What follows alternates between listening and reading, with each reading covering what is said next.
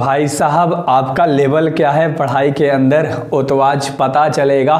Total 30 question हमने select किया है एंड आप देखोगे तो लगेगा आपको कि हाँ भैया बहुत इम्पोर्टेंट वाला है।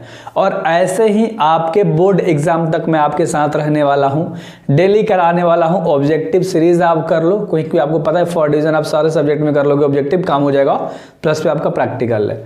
एक एक चीज को जब आप लाइन वाइज करोगे ना भैया आपका काम हो जाएगा।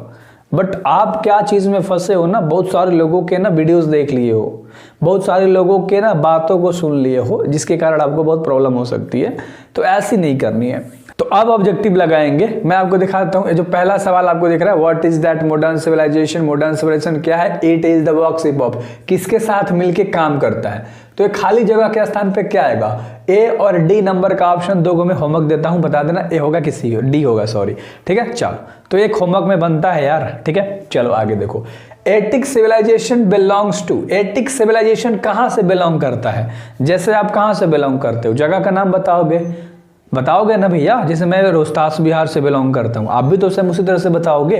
तो मैं यहाँ एटिक सिविलाइजेशन की बात कर रहा है। ए ग्रीस ले, कहाँ से? ग्रीस ले। बी नंबर का ऑप्शन बिल्कुल सही है, ग्रीस ले। एक एक सवाल देखो याद करा के जाऊंगा इस वीडियो में, बस आपका फोकस 100% यहाँ होना चाहिए। ठीक है, और एक और चीज, टेंशन मत लेना, अपने घर के लोगों के द्वारा उन्हें बता देना या भी ये वीडियो दिखा देना कि भैया परसेंटेज कोई मैटर नहीं करता आगे जाके। ठीक है, हाँ, अगर आपको एजुकेशन फील्ड में कोई फॉर्म फिल करके आपका ड्रीम जॉब होगा, या कोई सिविल सर्विसेज की तैयारी कर रहे हो आप, या आपको सरकारी नौकरी में जाना होगा, तो उसके अनुसार देख लेना कि उसमें कितना परसेंटेज मांग रहा है, उतना आप ला लेना, उसकी तैयारी करके उस एग्जाम को क्रैक कर लेना। ऑलमोस्ट 2 से 3 साल की प्रिपरेशन होती है, आपको कोई कुछ नहीं बोलने वाला। ठीक है, तो अपना एक फ्यूचर एम सेट करके उसके अनुसार आप मार्क्स ला लो, कोई मैटर नहीं करता कि आप 90% ही लेकर आओगे।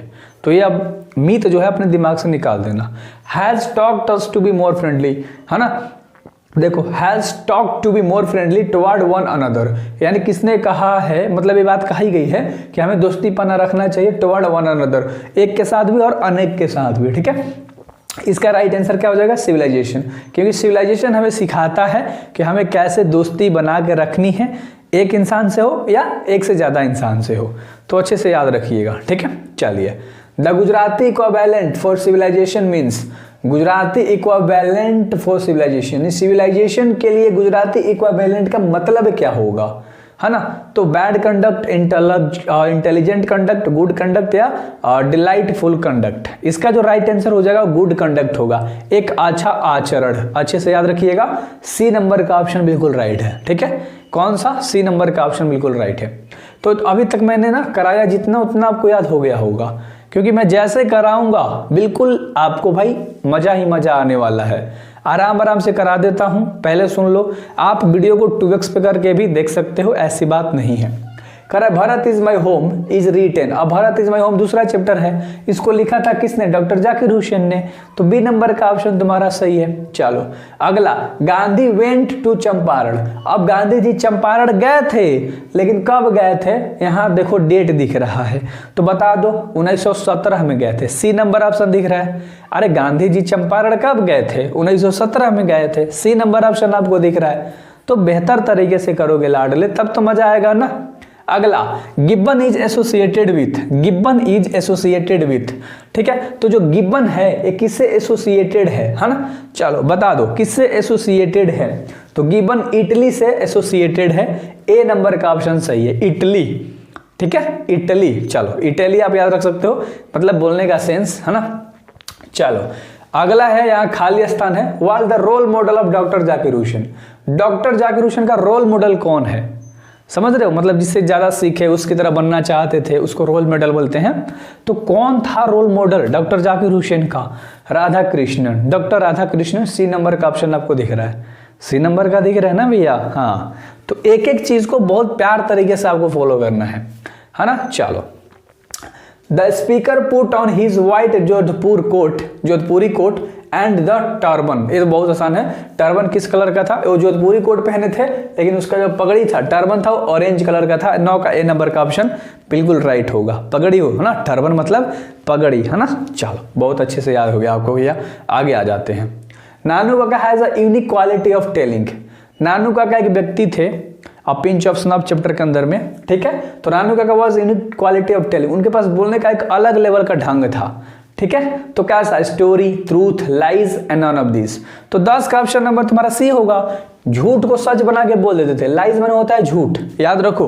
तो झूठ ऐसे बोलते थे ना, लगता था सच था।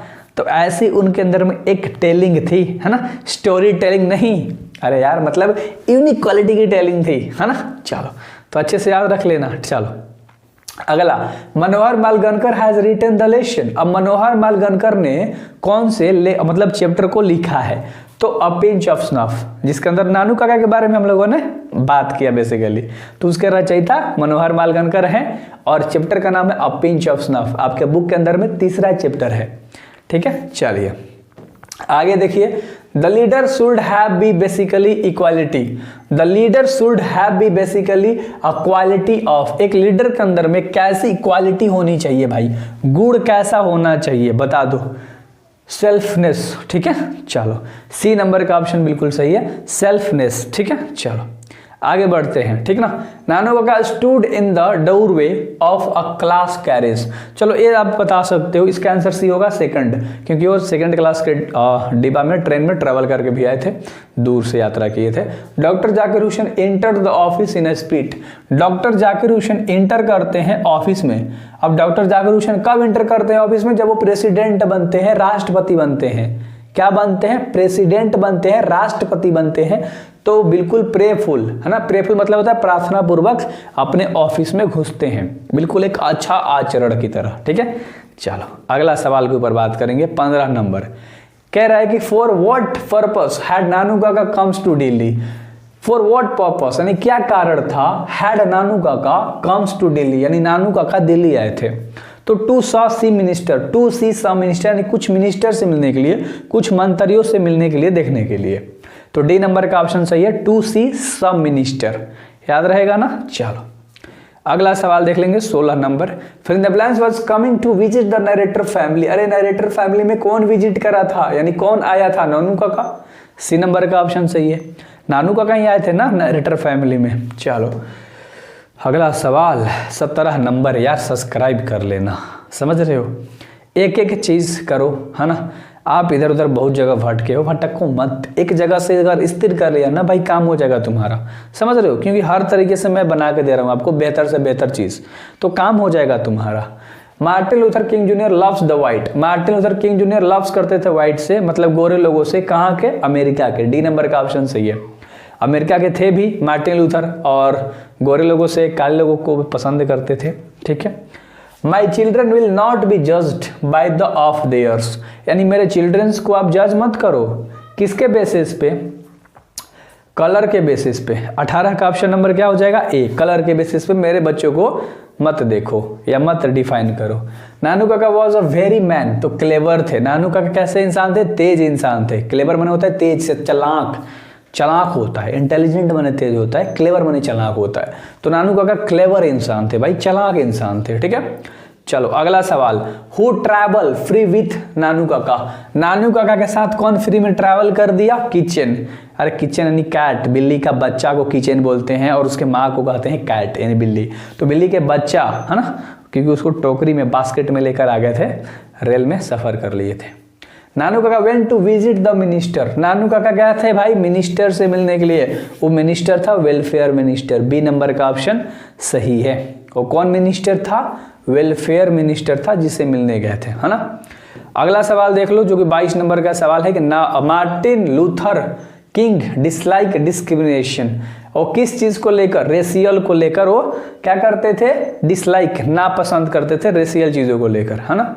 चलो अगला सवाल के ऊपर बात करेंगे, 23 number. I have a dream is speech delivered by. I have a dream एक स्पीच है, एक भाषण है, समझो। इसे डिलीवर किया था, इसने दिया था मार्टिन लूथर किंग जूनियर ने। डी नंबर का ऑप्शन सही है, डी नंबर का ऑप्शन सही है, मार्टिन लूथर किंग जूनियर ने, ठीक है।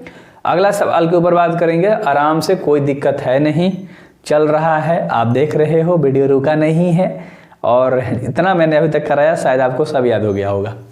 करेंगे the timing of animal made life much pleasant.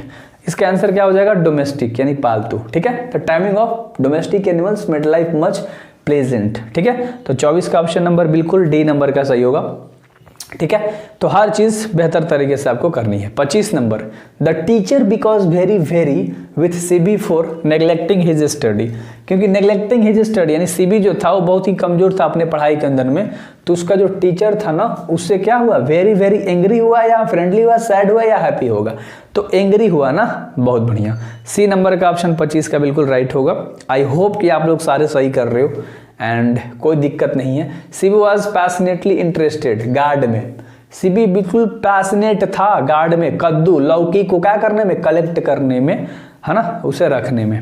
अगला कह रहा है कि the curio dealer sold the gourds to a wealthy collector florins, यानी जो क्यूरियर डीलर था उसने बेच दिया गार्ड को जो कि कलेक्ट किया हुआ था, कितने एन के अंदर बेचा था, और टोटल 600 एन के अंदर बेच दिया था जो क्यूरियर डीलर गार्ड था, अच्छे से याद रख लेना।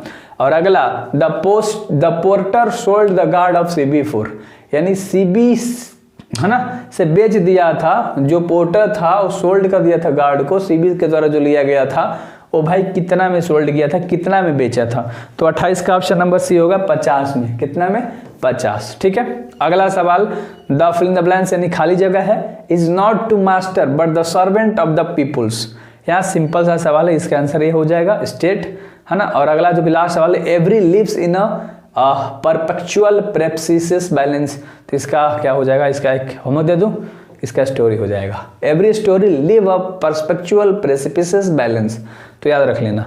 उम्मीद है कि आपको सारे आज के लिए ऑब्जेक्टिव क्लियर हो गए होंगे। मिलते हैं नेक्स्ट वीडियोस में, थैंक यू वेरी मच। जरूर सब्सक्राइब करके जाना, क्योंकि आप सब अगर जुड़ोगे तो मज़ा आएगा। एग्जाम आ गया ना आपका, फोड़ेंगे। Best of luck.